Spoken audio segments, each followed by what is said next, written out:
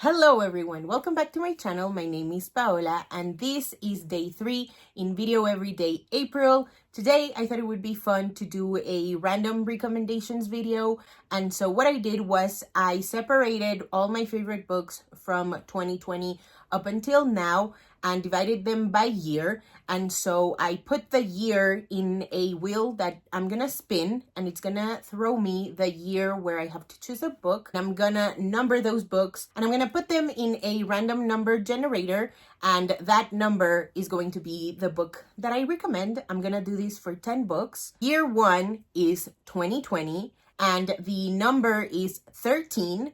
Number 13 on my list is Shadow Shaper by Daniel Jose Older. This is a phenomenal YA contemporary fantasy story. I think the first time that I heard about it was from Emma Books. And so in Shadow Shaper, the first book, we follow Sierra Santiago, who is a young girl. She's kind of an artist. She's a muralist. And one day she notices that one of the murals is weeping. And the story goes on from there. I don't want to give too much away, just because I think the blinder you go into this book, the more you're going to get out of. But it's about family secrets, drama. I also love that it touches on sexism and racism in Latinx communities. It's also really action-packed. I love a good story where you can see the action coming, but you also get little moments where you get to know the characters, learn a little bit more about the lore. These sit-down moments with these characters are so important, and I love that those moments were like sprinkled throughout really nicely. The pacing of this book is fantastic. I am overdue to reread the entire series. Check it out, and if you do so, let me know. Time to spin the wheel again. And we're landing on the year of 2022. The number is 15, and the book on number 15 is Turtle Under Ice by Julia del Rosario. This is a phenomenal book. It is YA, in verse, contemporary. It's very hard-hitting. It's about two sisters who unfortunately lost their mother a year or two before the events of this book. And it's about how they have both grappled with this grief and how that has sort of pulled them apart but still kept them together. It's about the messiness of grief. It's also about the layered relationship that the sisters have with one another and how that has obviously changed. I remember I read this book because it was on Simon Teen. At the time it was called rivetedlit.com, and it's now just simonteen.com. And every month they have free reads, and this one was part of their April selection, I believe, because I think April is National Poetry Month. Oh my goodness, I have never been more thankful that simonteen.com exists, and their free read selection, especially in 2022, was solid. This book is so good, so hard-hitting.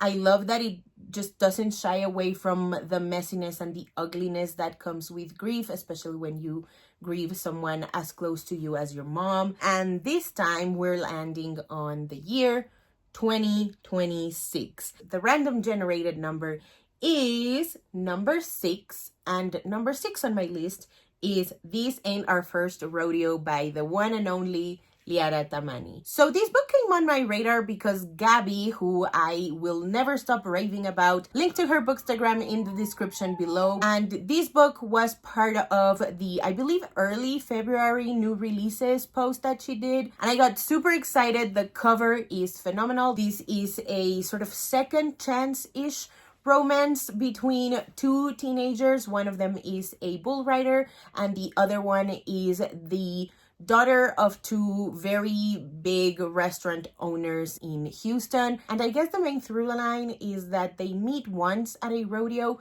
They have a really fun date, getting to know each other, but then something happens and that date is kind of ruined. A year or two passes and the guy doesn't really know if he wants to continue on being a bull rider. He's sort of questioning why he's doing it and what he's doing it for. And the girl doesn't really want to be a sort of pampered restaurateur daughter heiress. She actually wants to help save her grandparents' ranch, but there's a whole lot of things happening around that are kind of complicated, that she needs to be like super involved with if she wants to save it. And that's obviously a really big load on her because she's, I think, only 17 years old. So good. Liara Tamani does a phenomenal job with the dual POVs.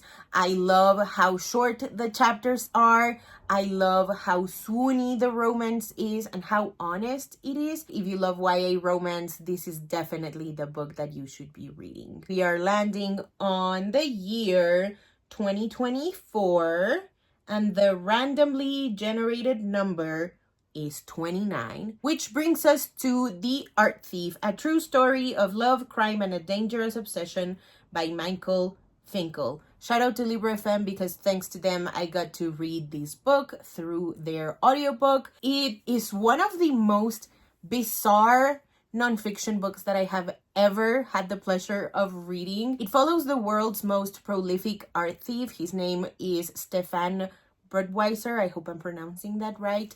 And the interesting thing is that he never stole for profit. He never resold the things that he was stealing. He just kept them in a room because he liked them.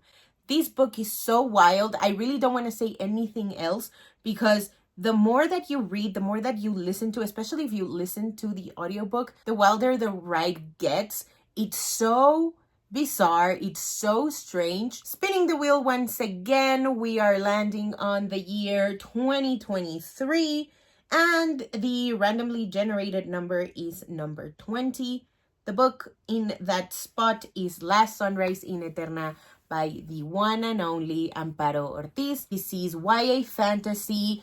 It is a standalone fantasy, which is my favorite kind of fantasy, if I'm being completely honest. It's about Sevim, who gets a sort of golden ticket to visit the island of Eterna, and she has to be part of this competition if she wants to save her mom, who has been kidnapped. The sort of political intrigue of this book, I would say, is the most gripping thing. There is a sort of romantic subplot as well, but what really struck me in this book is what kind of struck me in Blaze Red Games by Amparo Ortiz as well.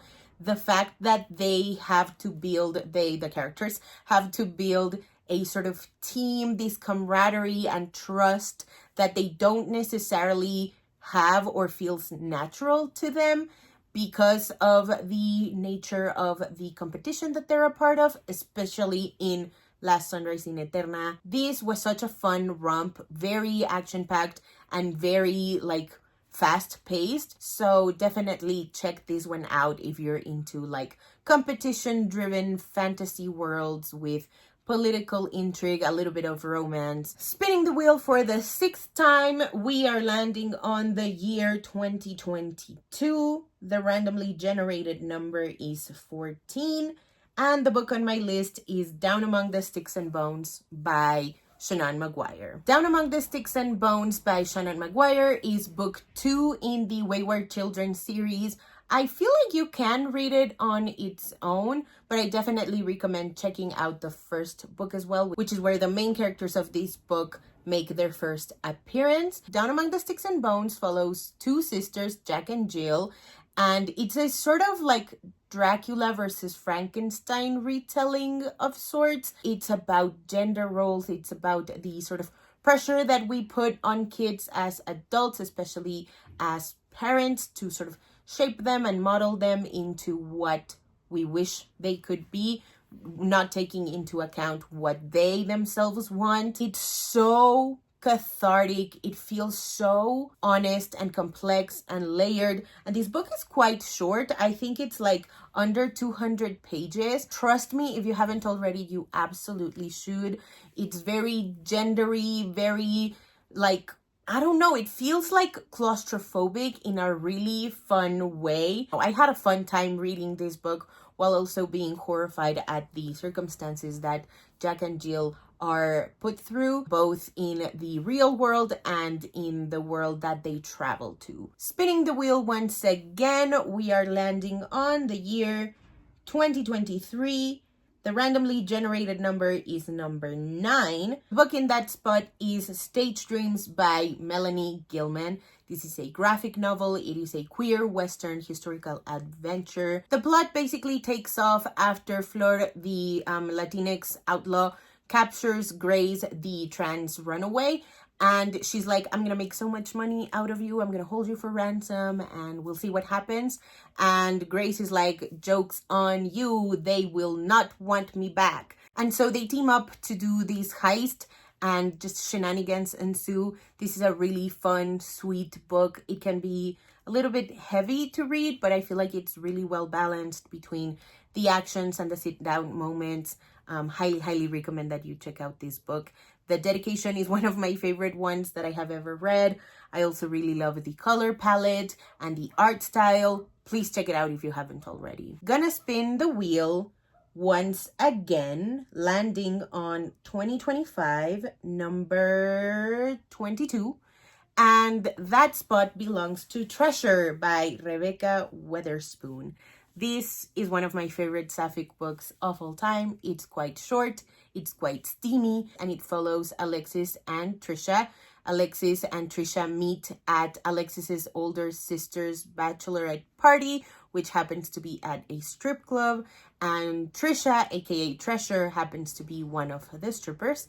And then they meet again at their college class. It's about them falling in love and figuring out where they go with their relationship, because it's quite an odd pairing, especially because Alexis has been dealing with a lot of mental health stuff on her own. Her parents don't really get her in that way. She has the support of her sister, of course, but she feels really lonely otherwise. This book is short, sweet, and steamy, so please check it out if you haven't already. I don't have much to say. This is a really short book, but it's so worth the while. All right, second to last wheel spinning. We are landing on the year 2026, and the number is 8. And the book in that spot is Rebel by Beverly Jenkins. This is adult historical romance, and it follows Belinda and Drake. Drake is a sort of descendant of pirates. He's also an architect working in New Orleans, and Belinda is a teacher. She's teaching newly freed men in New Orleans, and it basically kicks off after a bunch of racists threaten Belinda with burning down her school, the materials, and Drake comes in to rescue her. It's a sort of forced proximity romance in that sense as well. It's so good. You will learn so much. I know that fiction books are not necessarily meant for learning, but I learned so much with this one. I really loved the political intrigue of it all, knowing very little about what it was like, the sort of immediate aftermath of the Civil War in the United States. It was so fun. It's so steamy as well. And last but certainly not least, we are landing on the year 2022. The randomly generated number is 17, and that spot belongs to Soaring Earth by Margarita Engel. This is a memoir in verse, and it follows the author's teenage years during the war in Vietnam. This is a really hard-hitting book. It's such a heartfelt book for obvious reasons. One of my favorite poems, I want to say, is when she's talking about no longer believing in love or no longer wanting love, because all the boys that are leaving don't end up returning, or the ones that do return come back really sick. It's a really political heavy book, but it's also really personal, very honest, really raw, emotional. It feels unpolished, which is something that I really adore. Alrighty, so that is it for today's video. Thank you guys so much for watching. If you haven't already and you'd like to, go ahead and hit subscribe, and I'll see you in the next one. Bye!